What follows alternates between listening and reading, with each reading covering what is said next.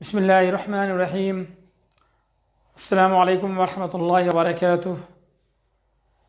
آج کے اس سبق میں تمام طلباء و طالبات اور سامعین و ناظرین کو بہت بہت خوش آمدید۔ تو گزشتہ سے پیوستہ یعنی پچھلے ویڈیو میں جو بات میں نے بیان کی تھی،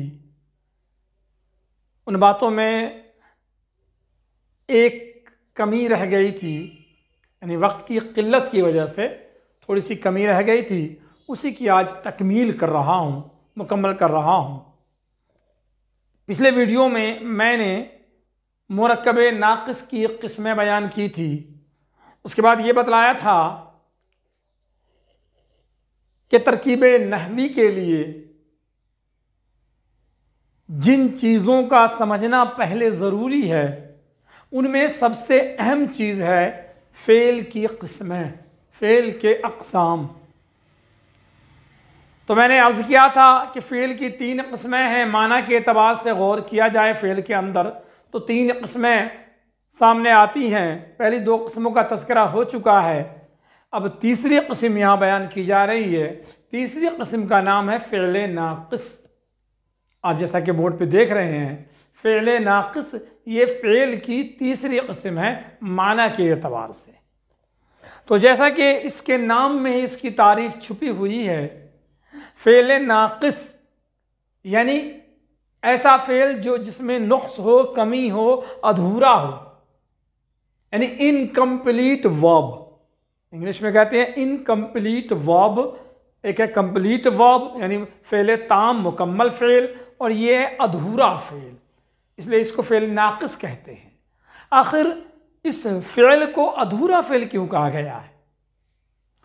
تو دراصل اس قسم کے جتنے بھی افعال ہیں جسے ہم افعال ناقصہ کہتے ہیں، فعل ناقص کہتے ہیں، ان میں 2 اعتبار سے کمی ہوتی ہے۔ یا تو ظاہر کے اعتبار سے کمی ہوتی ہے یا باطن کے اعتبار سے کمی ہوتی ہے۔ اور فعل تو حقیقی وہی ہے، فعل تام و مکمل فعل تو وہی ہے جو ظاہر کے اعتبار سے بھی مکمل ہو اور معنی کے اعتبار سے بھی مکمل ہو۔ ظاہر کے اعتبار سے مکمل کا مطلب یہ ہے کہ باضابطہ وہ فعل مصدر سے نکلتا ہو اور باضابطہ ہر فعل کے 6 صیغے بنتے ہو، 6 حصے بنتے ہوں۔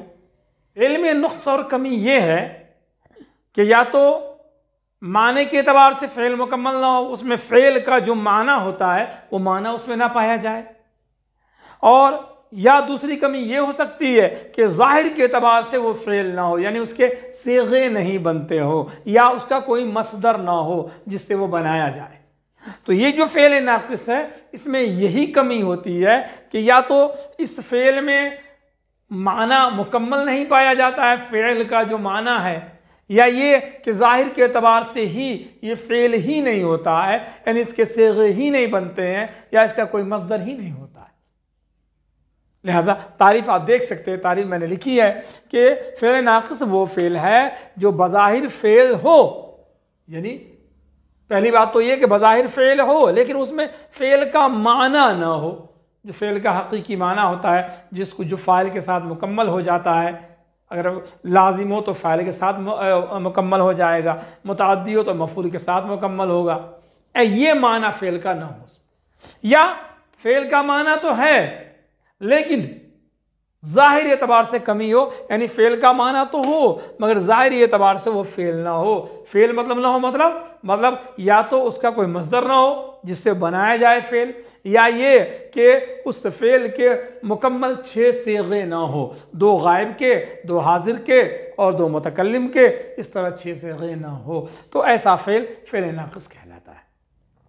اب فعل ناقص کی تعداد بہت زیادہ نہیں ہے، اس کی کوانٹٹی بہت ہی کم ہے، تو اس لیے وہ محدود ہے، اس لیے ان افعال ناقصہ کو جو محدود ہے میں یہاں لکھ دیتا ہوں، آپ دھیان رکھیے گا۔ تھا اگر جمع کا استعمال ہو تو تھے، مؤنث کا استعمال ہو تو تھی، اور جمع کا استعمال ہو تو تھی۔ یہ 4 صیغے ہیں، یہ 4 ہی ہیں، اور اسی طرح یہ استعمال ہوتے ہیں چاروں، اس میں کوئی اور تبدیلی نہیں کر سکتے ہیں۔ اوکے، دوسرے اور 4 ہیں۔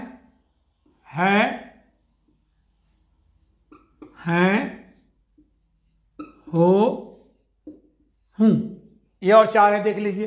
یہ ہے, ہیں اور ہوں. یہ اگر واحد ہو تو ہے, جمع ہو تو ہیں, اور اگر حاضر کے لیے کہنا ہو تو ہو, اور متکلم کے لیے کہنا ہو تو ہوں.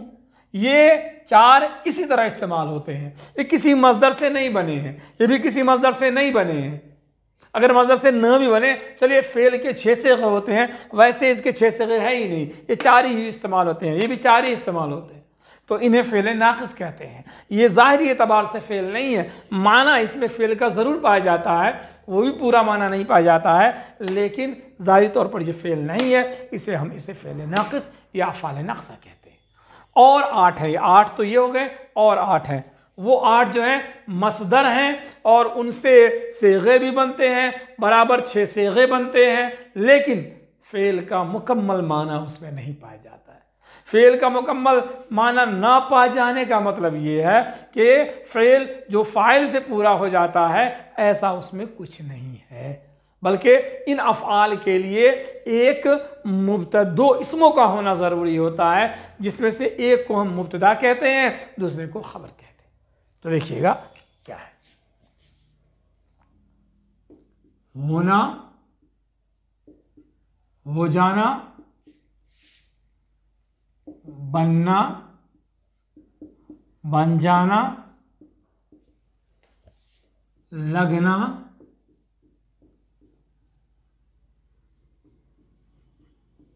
دکھائی دینا, نظر آنا, معلوم ہونا. یہ دیکھیے, یہ کل 8 مصادر ہیں, 8 مصدر ہیں. ہونا, ہو جانا, بننا, بن جانا, لگنا, دکھائی دینا, نظر آنا, معلوم ہونا. یہ 8 مصادر اور ہیں. اب دیکھ لیے, یہ فعل ناقص نہیں ہے. یہ جو 8 مصادر ہیں یہ فعل ناقص نہیں ہے, بلکہ اب دیکھیے, میں لکھوں گا, اس کو بریکٹ میں کر دوں گا, پھر لکھوں گا یہاں پہ, ان مصادر سے نکلنے والے افعال کے تمام صیغے, کیا ہے وہ صیغے؟ فعل ناقص ہیں. تو ان میں غور کیجیے گا, یہ جو میں نے 8 مصادر بتائے ہیں, یہ 8 مصادر ہیں, مصدر ہیں, ہونا, ہو جانا, بننا, بن جانا, اور یہ وغیرہ 8 مصادر ہیں. ان 8 مصادر سے جتنے بھی فعل بن سکتے ہیں, مثلا فعل ماضی بنائیے, یا حال بنائیے, یا مستقبل بنائیے. جیسے ہونا سے فعل ماضی آئے گا ہوا, فعل حال آئے گا ہوتا ہے, اور فعل مستقبل آئے گا ہوگا. ہو جانا سے بنائیے فعل ماضی ہو گیا, اور حال بنائیے ہو جاتا ہے, مستقبل ہو جائے گا. ایسے ہی بنا, بنتا ہے, بن جائے گا, بن گیا, بن جاتا ہے, بن جائے گا. چلیے, لگا, لگتا ہے, لگے گا. تینوں زمانے کے افعال. دکھائی دیا, دکھائی دیتا ہے, دکھائی دے گا. نظر آیا, نظر آتا ہے, نظر آئے گا. معلوم ہوا, معلوم ہوتا ہے, معلوم ہوگا. یہ جو افعال بنے, یعنی ماضی بنائیے, ان 8 سے ماضی بنائیے, حال بنائیے, مستقبل بنائیے, پھر ان تینوں کے پھر 6 صیغے ہر فعل کے نکالیے, 2 غائب کے, 2 حاضر کے, 2 متکلم کے. تو جتنے بھی صیغے اس سے نکلیں گے, بنیں گے, وہ سب کے سب فعل ناقص کہلائیں گے. تو موٹی سی بات یہ ہے کہ ٹوٹل یہ 8 نہیں بلکہ 16 ہیں. 4 یہ تھا سے, اور 4 ہے سے, اور باقی یہ مصدر ہے, جس سے نکلنے والے تمام کے تمام صیغے فعل ناقص کہلاتے ہیں. تو یہ ہو گئے فعل ناقص. تو فعل ناقص کی اہمیت اس لیے ہے, میں آپ کو بتاتا چلوں, فعل ناقص کی اہمیت اس لیے ہے کیونکہ اگر جملے کے اندر فعل تام نہیں ہوا بلکہ فعل ناقص ہوا تو ایسا جملہ اسمیہ کہلاتا ہے, جملہ فعلیہ نہیں کہلاتا ہے. یہ بات آپ اپنے ذہن میں اچھی طرح بٹھا لیجئے. تو آج اس ویڈیو میں اتنا ہی. انشاءاللہ اگلے ویڈیو میں ہم باضابطہ ترکیب کی ابتدا کریں گے. اور دیکھیں گے کہ ترکیب لکھنے کے لیے اور کیا کیا شرائط ہے یا کس انداز سے ترکیب کی جاتی ہے۔ جب تک آج اتنا ہی، انشاءاللہ پھر ملیں گے۔ فی امان اللہ۔ السلام علیکم ورحمۃ اللہ وبرکاتہ۔